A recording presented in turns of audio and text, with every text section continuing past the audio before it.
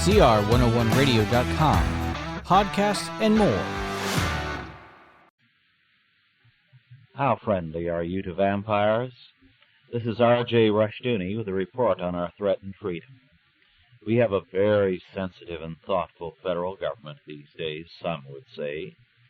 After all, the Equal Employment Opportunity Commission has spent a few years reviewing about 150 cases in which people claimed they were vampires and were being discriminated against because of their nature and their birthplace in Transylvania.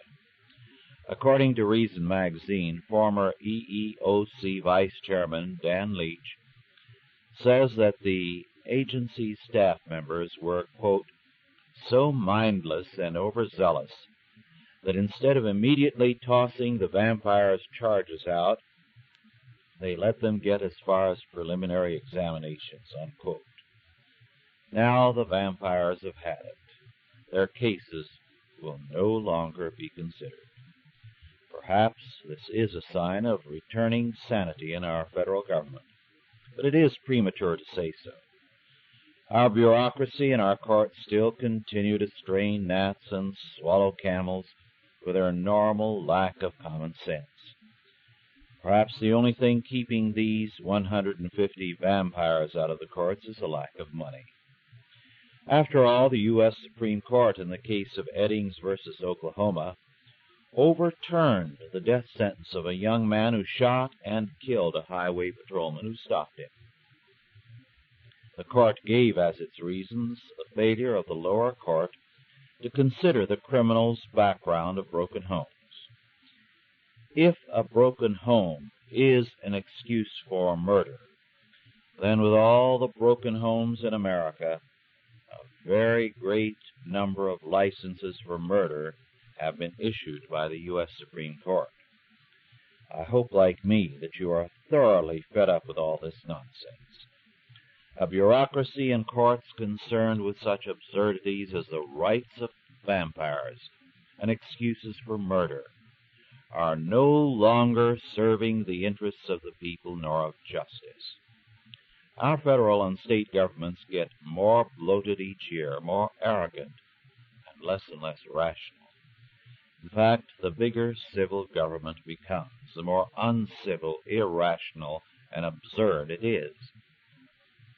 Washington, D.C. and the federal government have finally stopped processing vampire cases. But I do wish the federal government would stop playing vampire with us. Taxes are becoming a blood-sucking operation, and at least one Washington observer believes that all our local, state, and federal taxes, direct and indirect, now total well over half our income. It used to be that we worked into late May just to pay our taxes. Now it is into July. I don't believe in Transylvanian vampires, but I am beginning to realize we have our own homegrown varieties in Washington, D.C., and in our state capitals, and it does hurt to feed a vampire.